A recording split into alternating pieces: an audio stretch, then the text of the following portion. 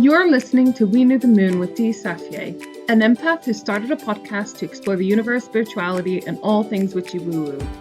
Don't forget to check out the website weknewthemoon.co.uk for all your I do what I want and the moon made me do it merch, whichever excuse you prefer to use for all of your life choices. Hi everyone, my name's Dee and this is We Knew the Moon, and I'm so excited because today I've got Michelle with me. Hi Michelle. Hi Dee. Michelle, I met when I was looking for a logo. And we were in a Facebook group together, weren't we, for creative I think so. people? I think the group is called Girls That Make Shit. That's right. That was the one. Yeah. And so if you're a girl who makes shit, then that's a really fun group. And I was looking for a logo, and Michelle popped up, and we took it from there. And we've done loads of work together, haven't we, Michelle? We've done loads. It's always lovely working with you, Dee. Oh, thank you. Michelle's helped me with worksheets that I've done and workbooks and different versions of logos and images to go on websites and so forth. There's nothing she can't do. And we very quickly realized that we've got a little bit of a love for all things witchy woo-woo, huh? We have indeed, yeah. That was a strange but lovely coincidence, wasn't it? Michelle, I'm going to put your details in the show notes and the links so that people can follow you on your socials, and if they ever need any graphic design work. You would not believe how amazing the work that Michelle produces is.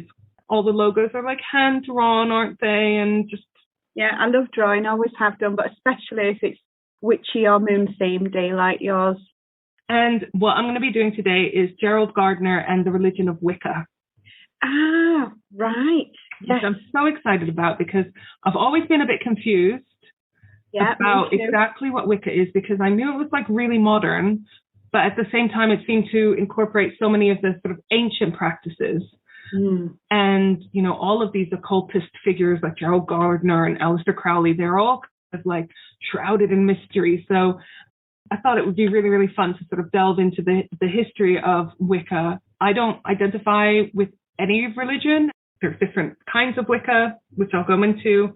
But it is defined as a religion, which I don't ascribe to, but I'm fascinated by. I don't know where you stand on it, Michelle. I don't know much about the actual religion of Wicca. I know lots about witchcraft itself, and like you, I'm not affiliated with any particular religion. So actually, it'd be really interesting to hear about this, especially you saying there's different kinds of Wiccas. It was so much fun researching about Gerald Gardner. There was so much more to it than I ever knew, and so I'm going to delve right in because I've got so much. So Gerald Gardner is known as the founder of modern witchcraft, or Wicca, the religion of Wicca. And he lived from 1884 to 1964. He only died fairly recently. He was also known as Sire. That's his craft name.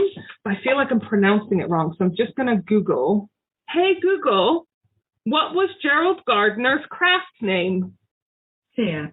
According to Wikipedia, Gerald Grosso Gardner, also known by the craft name Seer, was an English Wiccan, as well as an author and an amateur anthropologist and archaeologist. There you go. Google did my intro. And she's my co-host. She's been featuring more and more, and she definitely knows far more than me. So, Seer, she said. It's spelled S-C-I-R-E. And as Google said, amateur anthropologist, archaeologist. He came from a wealthy background. And the only picture I could really find, I didn't do a massive search for photos, but the only one I could find, I'm going to hold it up and I'll put it in the show notes, is this picture of him with his nursemaid. I think that's him, and that's his nursemaid. That's his nursemaid. Wow. Irish nursemaid. And she plays an important role in his life. Her name was Josephine McCombie, or they used to call her Com. He was born on Friday the 13th, which creep. So Friday 13th of June, 1884. He was always a bit of a sickly child. Basically, Com, the nursemaid, took him to warmer climates.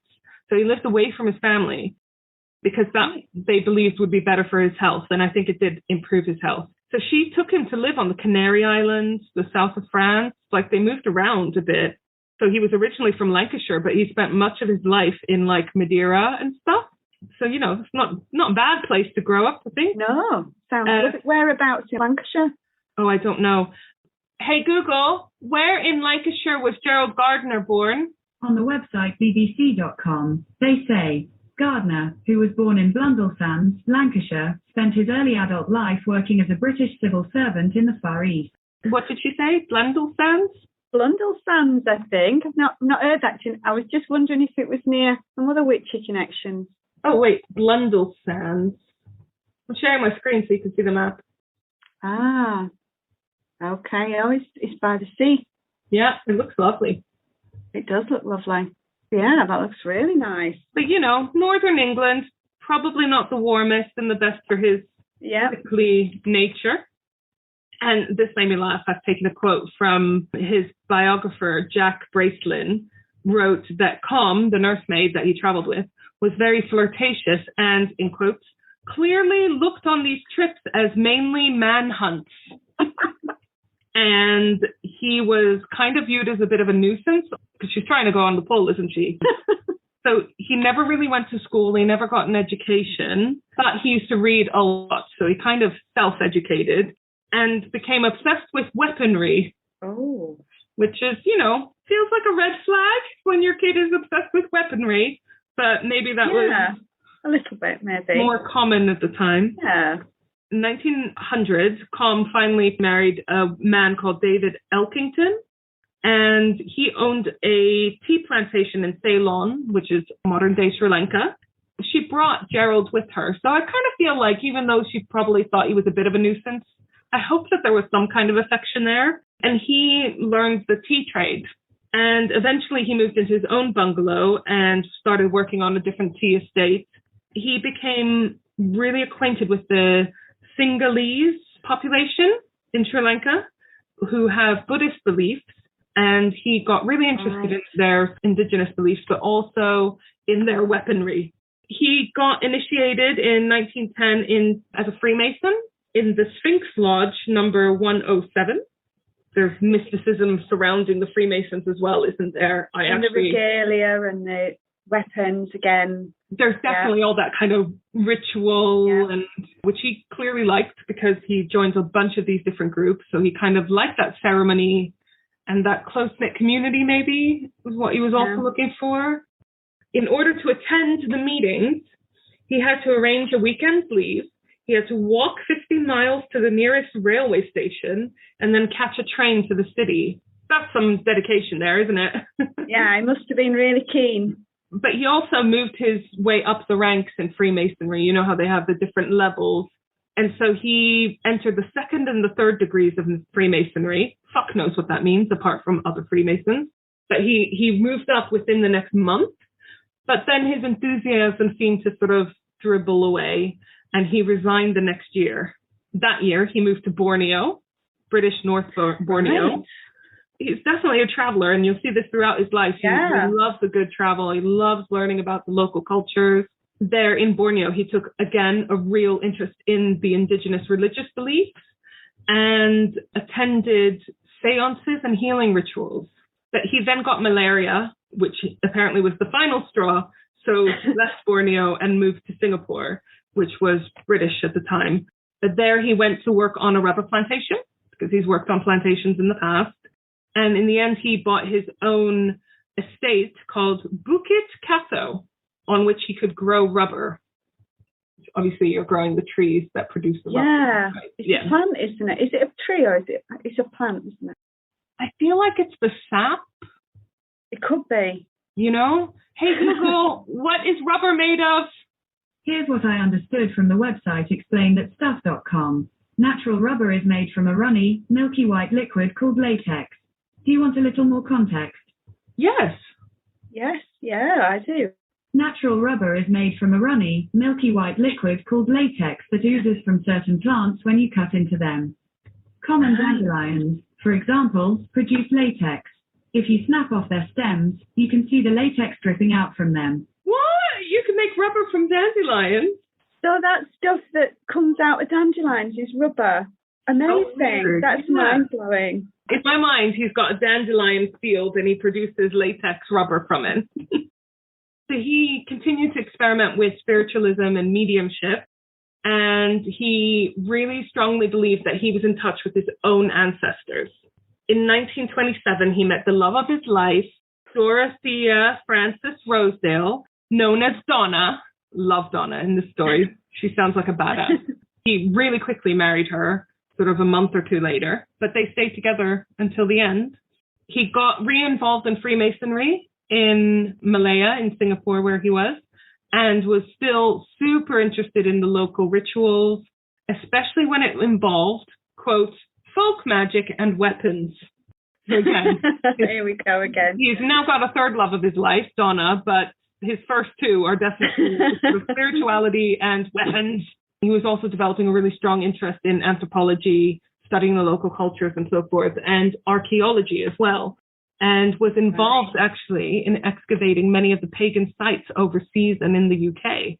He really knows his stuff then, doesn't he? Yeah. He's moving around, he's researching, he's learning all the time. Exactly. You know, it's that time where you can just, if you were rich enough and read enough books, you could call yourself a professional, whatever. Like, you know, you could basically buy the title of doctor. And archaeology, I feel like that was definitely a rich person 1800s hobby, you know? It does sound like he's putting in the hours though as well, doesn't it? Yeah, for sure. Yeah. He walks the walk. Yeah. In 1935, his dad passed away, which left him enough money to be able to retire early from his civil service that he was doing. He wanted to stay in Malaya because, you know, he's fucking having a grand old time, isn't he? Going around and playing with weapons and learning about cultures. But Donna wanted to come back to England, so he did, which was just adorable. What a sweetie. I got like, from this point on, they're like actual full addresses for every house that they lived in. So they returned to their address at 26 Charing Cross Road, which I Google mapped. And it's right next to, if you know the area, it's sort of like Leicester Square. It's next to Street Burger by Gordon Ramsay and opposite the Bear and Staff. So if you're in the Bear and Staff, you can look out over Gerald Gardner's former home. So in a past episode, I talked about unusual pilgrimages. Right. So if you're a Wicca and you find yourself in London, have a pint and raise it to Gerald Gardner. Visit. Yeah. So basically, if you come out of the tube station and you've got the Hippodrome and Leicester Square in front of you, it's just to the left. So Donna came straight back from Malaya, and he stopped off in a few places on his way home to do some just a spot of archaeology here and there. And he actually stopped off in Palestine. So he spent a lot of time in Palestine over the years and became interested in the pagan goddess in the region of Ashtoreth, also known as Ishtar, also known as Ashtart. He really was just learning like a sponge. Everywhere he went, he just was fascinated, which I think is super cute, really. That's amazing. Yeah, he's wanting to know about it around the world, isn't he? He's looking for the answer. He was still quite sickly, especially coming back to England, which is cold. So he was in cold England again after being in all these hot climates. So he goes to the GP, and the GP recommends to him nudism. Vitamin D. Maybe, but it's like, oh, you're cold? Take your clothes off. It seems random. But he decided to listen to his doctor, and so he decided to join an indoor nudist club called the Lotus League in Finchley. So obviously I Googled that and was like, is it still in existence? I'm wrong then, Dee, because if it's indoor, there's no sunshine. So it's not vitamin D then. Yeah. But anyways, I'm sorry to say, Michelle, that the Lotus League closed in 1939. Oh, that's a shame. Yeah, so there's no visiting. When you come and visit me, we cannot go there. But eventually, maybe he was misguided in joining this indoor one, because he eventually decided to join an outdoor nudist club, which I thought was really interesting because I don't spend a lot of time thinking about nudist clubs. I've never been to one.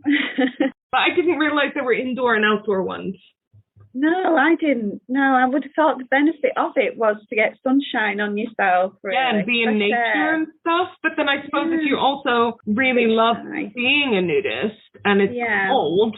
And it is in England, isn't it? It's a bit cold for getting your kit off. So he decided to join an outdoor nudist club.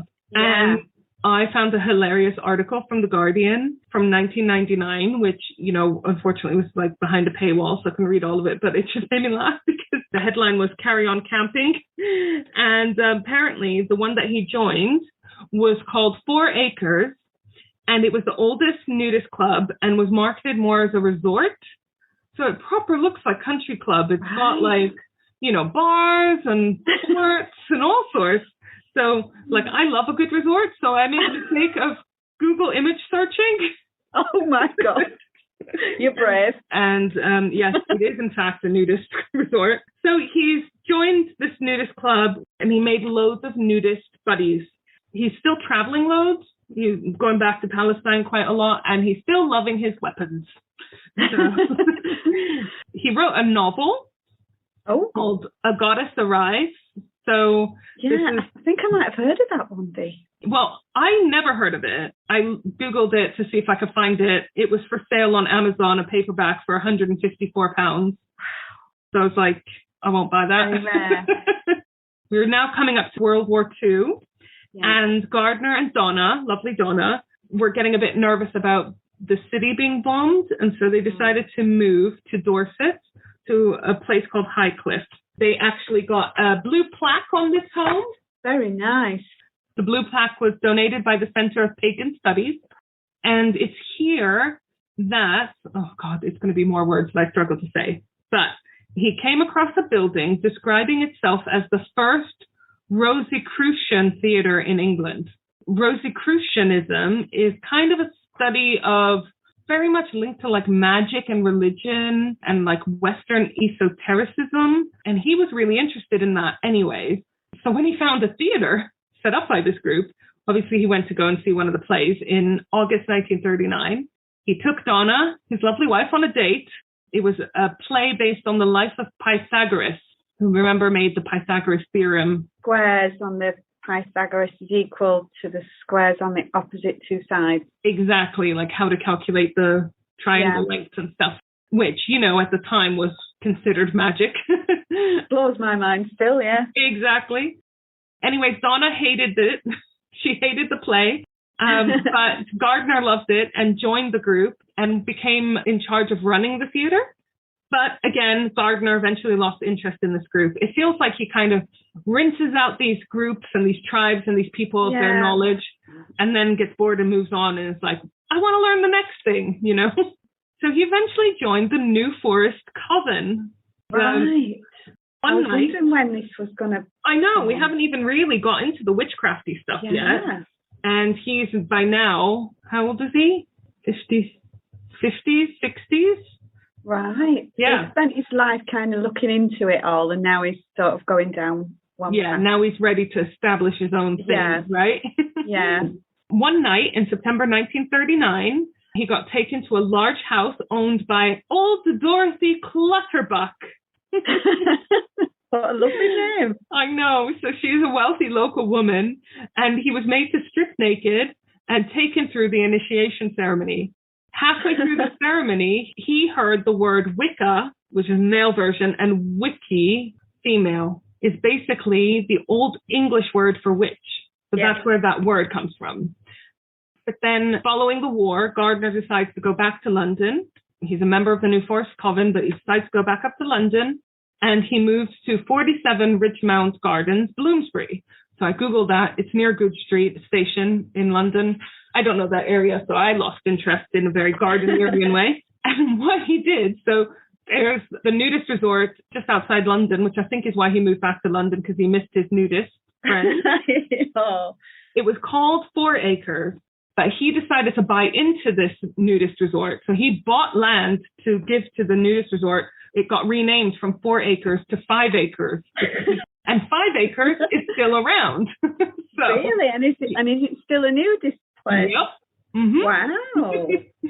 So again, if you want to do some kind of weird Wicca Gardner pilgrimage, that's where you want to go. Yeah. In 1947, Gardner's friend Arnold Crowther introduced him to Aleister Crowley, who was a famous occultist. And Gardner started writing down and publishing. Now he gets to the point where he's writing and publishing his spells and his rituals. And that was the start of Wicca. And he had a scrapbook, which he later called the Book of Shadows. Right. So, you know, it's always been a tradition in witchcraft spirituality to have your journal, and it can be called different things. A grimoire it was known as a grimoire for many years. And I can't remember what episode we touched on it, but you know, even the popes had grimoires, so it wasn't even a pagan witchcraft thing. It got transferred into lots of different religions. So his was his Book of Shadows. And now you'll quite often hear of Wiccan practitioners having their own Book of Shadows. Gardner then met Cecil Williamson, who seemed to also be an occultist, who opened up the Folklore Center of Superstition and Witchcraft on the Isle of Man. Gardner and his wife moved to the Isle of Man, where he took up position as resident witch. So he's now self-identifying as a witch. Now he's saying he's a witch. Mm-hmm. Right. Which probably, I'm guessing, happened when he joined the coven. Yeah. But now he's getting very public with it. He's taking on official positions based on it. And he was quoted to say at the time, "Of course I'm a witch, and I get great fun of it too." Was his wife a witch too? Couldn't find anything about how Donna felt about this. I mean, she stuck around, but she's probably just like, there's old Gerald again, running around naked. I couldn't even find out that she was a member of the nudist club, but, you know, she just sounds, I read between the line and determined that she's a legend. Yes. Patient legend. But in 1954, Gardner bought the museum off of Williamson. This is a museum on the Isle of Man, because they were having a little bit of tension between them. And then Williamson returned to England, to the mainland, and founded the rival Museum of Witchcraft in Boscastle, Cornwall. Then Gardner, this museum on the Isle of Man, he renamed it to the Museum of Magic and Witchcraft and continued to run it up until his death, which was, as we said, in 1964. Yeah. He, at this time, got a flat on Holland Road. Again, 145 Holland Road. Got the exact addresses everywhere he went. If you are familiar with the area, it is near the Shepherd's Bush roundabout where Westfield Mall is now. In London, he often went to the Atlantis bookshop, meeting loads of other occultists. So this was a bookshop that was very much leaning towards the spiritual and so forth. I obviously Googled the bookshop as well to see if it's still open, and it is. Yay, that's somewhere else to go. I know. When you come to London, Michelle, because I don't know if anyone's picked up on this, but Michelle is northern and lives up north. So, this is darkest. But when you do finally come to London, we definitely have to go to this bookshop because it looks so cool on the website. We could do the whole tour, couldn't we? Yeah. Sites. Yeah, exactly. Including the nudist camp? Including the nudist. Well, maybe I might pass on that one, Dave, but, you know, we can look outside. I think it depends what season you come down as well. Absolutely. I think the Atlantis bookshop might be more our vibe anyways. And we can wear our clothes, which is nice. But it's a family-run bookshop for nearly 100 years, and it specializes in the living history of magic. And they say they are London's oldest independent occult bookshop. Wow. Amazing. And for anyone who's interested, it's very near his house. When he lived near Bloomsbury, back a few houses, the Atlantis bookshop is 49A Museum Street, Bloomsbury, which is near like the British Museum. So now, in 1952, so coming towards the end of his life now, this is the last 10 years of his life, but this is when he met and started speaking with Doreen Valiente. I don't know. Hey Google, how do you pronounce Doreen Valiente, who became an early Wicca? And her name is one that has popped up at different times, so it was really interesting to see exactly how she fit in with this whole history. She soon became the high priestess of the Bricketwood Coven, because, of course, every naturist camp should have a coven. So this is the coven at their nudist camp, which made me laugh.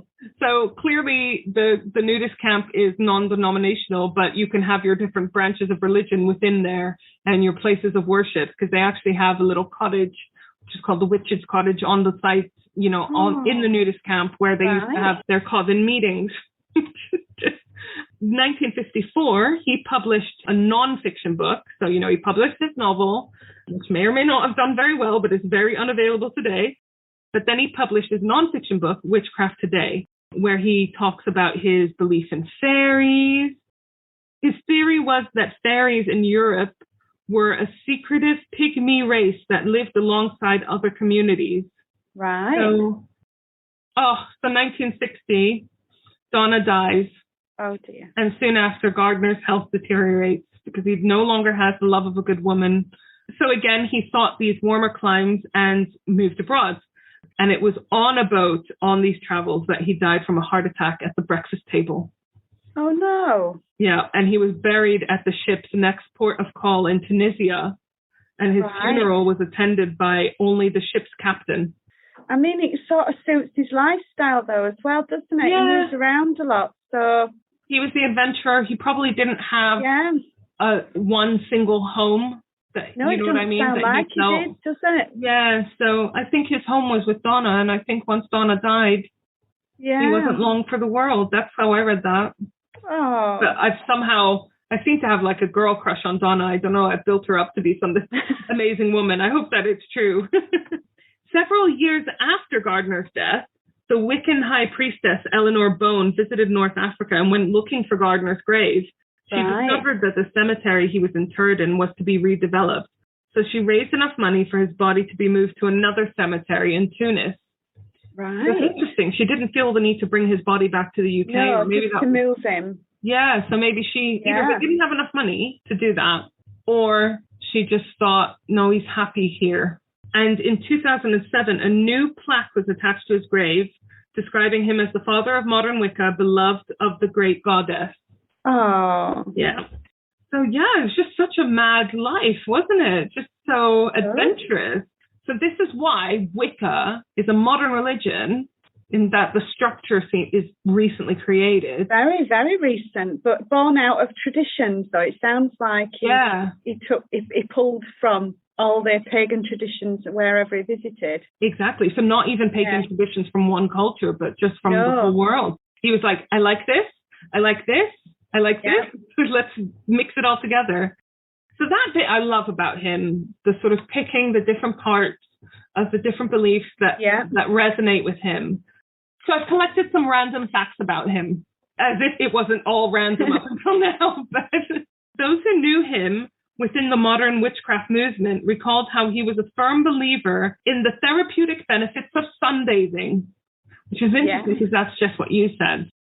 He had several tattoos on his body depicting magical symbols such as snakes, dragons, anchors, and daggers. I think I have all those tattoos. And in his later life, he wore heavy bronze bracelet denoting the 3 degrees of witchcraft.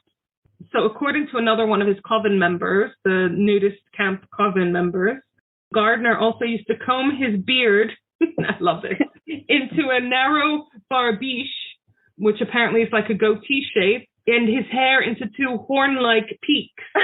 Oh my goodness. Give himself a somewhat demonic appearance. I mean, good for him if he's got enough hair to do that. I mean, he sounds like a fun guy. He does. Right? He does. Oh, actually, no, because the same guy, Frederick Lamont, who said this about his hair, also says that he thought Gardner was surprisingly lacking in charisma for someone at the forefront of a religious movement. Sounds a little bitchy. Was he a competitor by any chance? Well, he was in the coven, so I wonder if he was a little bit of a jealous hater, huh? Yeah. Here's a random fact for you. Gardner was a supporter of the Conservative Party. Right, my goodness. Do you expect that? No, not at all. No, that doesn't sound like it fits, does it? No, but I guess, the Tories love a good sex scandal, and so maybe... Or a meeting at a nudist camp. I mean, to be honest, meetings at nudist camps sounds very Boris Johnson to me. It does, doesn't it? Yeah. All right, so now I wanted to go a little bit into what exactly is the religion that he founded and invented, basically. Yeah. Wicca is recognized as a modern religion. So whereas things like paganism, witchcraft, and so forth are not necessarily considered religions, they're more your kind of spiritual path. This is a formal, official religion. So it draws, as we discussed, on a lot of ancient paganism and the occult. And there's no sort of central authority figure. So there's no pope, for example. But there is hierarchy within each coven. There's lots of different sects, and many have changed over time and developed and modernized and tweaked and adapted. Some of them, for example, are duotheistic, i.e. they worship, rather than being monotheistic, believing in one god, they believe in 2 gods, the god and the goddess. Some of them actually are only monotheistic, but they believe in the goddess.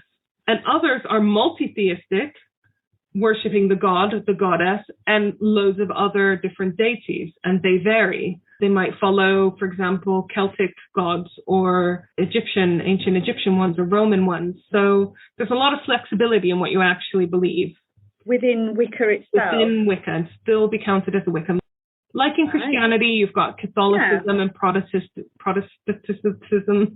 Like in Christianity, you've got Catholics and Protestants and so forth. Same in Wicca, you'll have the different sects. But what they hold in common is that their celebrations revolve around the cycles of the moon, which are called the Esbats, and the cycles of the sun, called the Sabbats. And Wicca also often involves the ritual practice of magic, but this isn't always necessary. Another thing that holds a lot of them together and that they have in common is the Wiccan Reed. Hey, Google, how do you say Wiccan Reed? That's pronounced Wiccan Reed. Okay, good. Also known as the Witch's Reed. Now, this sets out the morality of what being a Wiccan involves. It's not universally accepted by all Wiccans, but a lot of them sort of look to it as their kind of code of conduct. It's actually a gorgeous poem. I'll post it in the show notes. And I won't read the whole thing to you because it's not short. First of all, I Googled what Reed means because Reed is spelled R-E-D-E in this case, which means advice or counsel given by one person to another, which makes sense because it's basically a poem that sets out the advice on how you should live your life. Right. And the most famous line that's often quoted and not misquoted, but tweaked and what a lot of Wicca is based around, but also comes from, you'll recognize this ethos from just being interested in the spiritual world. The famous last line is, 8 words the Wiccan Reed fulfill, and you harm none, do what you will. Do what you will. Right? Yes. So I know that. Yeah, because it's often reworded in different ways, but basically do no harm. And do what you want, but do no harm, which is totally how I live my life. The belief in the afterlife also varies amongst Wiccans, but if they don't place that much importance on it in the religion, there's not much focus on what happens after you die. Another thing that they hold dear to them is the pentagram, right? Which, again, is an ancient symbol. They didn't invent it or develop it or anything, but it's something that they have adopted in their religion. And the pentagram standing for the 4 elements and spirit. So earth, air, fire, water, spirit. A lot of events, rituals, meetings, so forth take place around the full moon or sometimes the new moon. Now, there is something called British traditional Wicca, and the classic ritual scheme set out by British traditional Wicca is, so this is what happens in a ritual, in a Wiccan ritual. Number 1, purification of the sacred space and the participants. Number 2, casting the circle. Number 3, calling of the elemental quarters. Number 4, the cone of power. Number 5, drawing down the gods. Number 6, spell casting. Number 7, great rite. Number 8, my favorite, wine, cakes, chanting, dancing, and games. And number 9, farewell to the quarters and participants. You can see it's quite structured. This is what we mean by it's structured. It has a very clear, set out way, which a lot of people appreciate. For me, I'm just like, I get confused by all the things that need to be done and I forget half of this stuff and blah, blah, blah. So this is why it can't work for me because I'm too forgetful. I like the bit about the wine and dancing. That's right. The best and the cakes. The cakes. And the cake, cake. Yeah. And these rituals and rites often include a set of magical tools.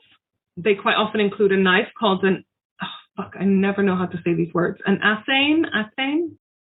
I got a video. It'll tell us. A ceremonial blade, generally with a black handle. How do you go about pronouncing it? Athame. Right. Athame. So these usually include a ceremonial knife called an athame, a wand, a pentacle, and a chalice. But other tools can include like a broomstick known as a besom, a cauldron, candles, incense. So again, all of these things are not specific to Wicca. They have been used in not even just spiritual practice, but we find a lot of them in Christianity and all kinds of religions. An altar is usually present in the circle, in the rituals, on which the ritual tools are placed and the representations of the god and the goddess may be displayed. And the traditional practice of working in the nude is known as sky-clad.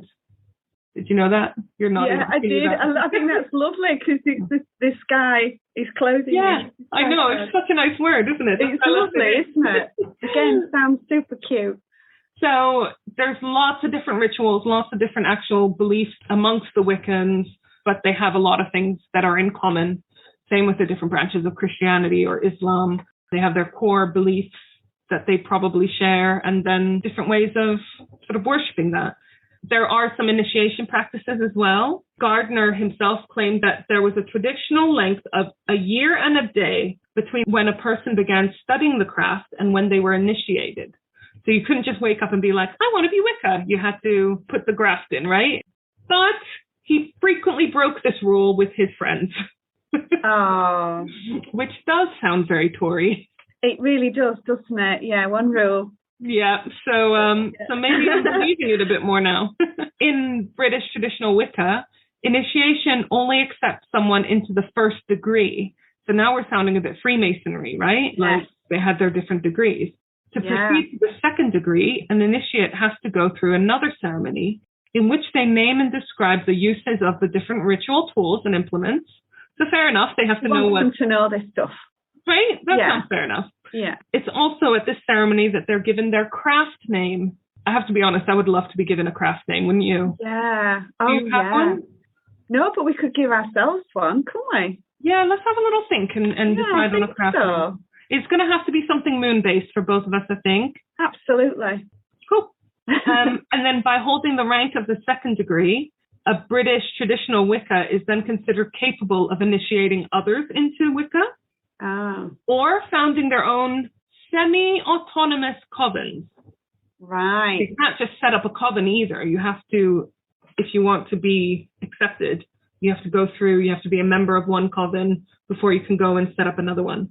The third degree is the highest of British traditional Wicca, and it involves, in some cases, ritual flagellation, which is beating yourself.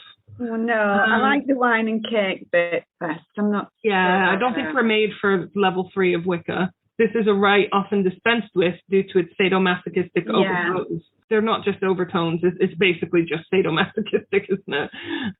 You know, you said earlier that Gerald Gardner had these 3 bands for the 3. Oh, yeah. Is that what it was? Do you get was he getting a bangle for each of the stages so you wear 3 if you're at the third? Maybe. What was it that you have for the 3 degrees, that's it. Yeah. Exactly it. So we had 3 because he was at the 3rd level. I'm sure, yeah, exactly, because he said they were representing the 3 degrees of Wicca. He must have been the 3rd level. I mean, he founded the fucking thing, so, you know. So that's how you know if they're maybe at what level they're at, and so that's how maybe would find a person who's a Wiccan. Right, okay, we'll keep an eye out for brass bangles. I will. So by holding this rank, the 3rd degree of Wicca, an initiate is considered capable of forming covens that are entirely autonomous of their parent covens. So they can basically do what they want. You associate Wicca very much with covens, but you do actually have solitary Wiccans. Because what happens if you're a Wiccan, but you live miles away from any covens? Yeah. I suppose nowadays you'd have online covens. You can also perform self-initiation rituals to dedicate yourself to becoming Wicca. You can be a solitary Wiccan, which I didn't know before. I thought you had to be involved with a coven. So I went into a couple of the rituals that they also do as a Wiccan. Hand fasting, which again is not Wiccan specific. It's a very ancient tradition. Ancient, yeah. But they have their own take on it, which is obviously a kind of version of a wedding. Some Wiccans observe the practice of a trial marriage for a year and a day. Yes, that's got a name as well, hasn't it? Telltown marriages, is that what you're thinking of in Irish? Yeah. So this would traditionally happen on the Sabbath of Lunasa, also known as Lammas, which is sort of like August time. This would have been a dream for my first marriage because I would have very clearly known in that year and a day that we were not made for each other, and it would have spared a long divorce procedure. But Me unfortunately, yes, neither of us were Wiccan, so a common marriage vow in Wicca is for as long as love lasts. Wow. You know, instead of the traditional Christian, till death do us part. I mean, at the end of the day, is there such a thing as unconditional love? Someone shits on parent, child, probably, but that's like a permanent. Yeah, I mean, parent and child, I agree, is probably more likely to be unconditional, but even then you hear cases. Yeah, you do, absolutely. Right? So, yeah, no, you're right, Dee, you're right. That's the nearest I would say. For sure, I think that's more likely than, you know, partner-wise. So I just like this practical vow of as long as the love lasts. That's nice, isn't it? Honest, maybe that's why I'm a divorcee. A bit brutal. Yeah. But yeah. But I think it's more realistic to be like, you know, make sure the love stays alive or we're not going to stay married. I think that's much more realistic, isn't it? Yeah.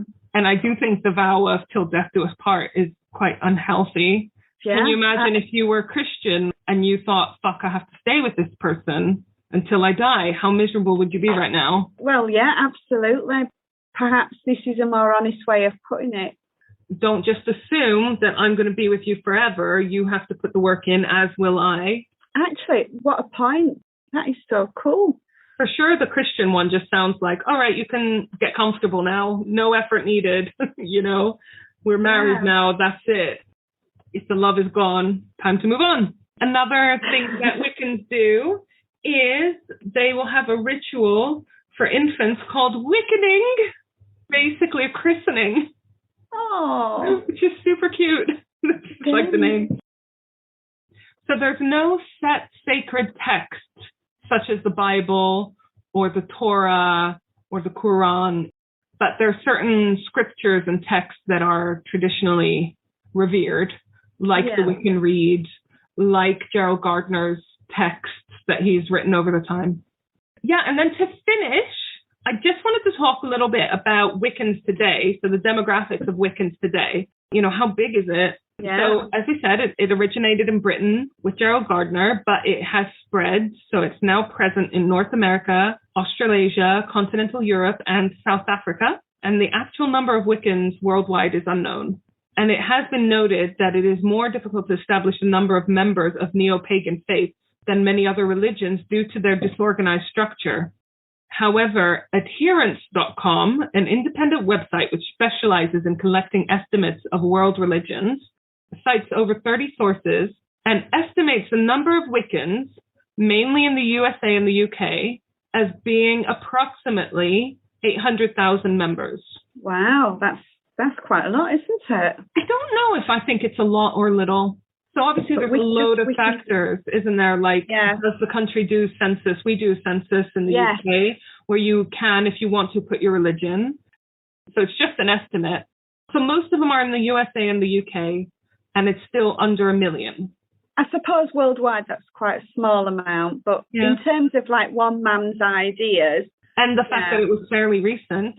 Yeah. I mean, we're talking like 50, 60 years ago. We're probably talking more than that, but 40, 50, 60. Yeah, 50, 60 years ago that it's now got almost 1 million followers. And probably, I would guess, a lot more people that have an interest in it and do bits and bobs, but maybe don't identify. Yeah, exactly.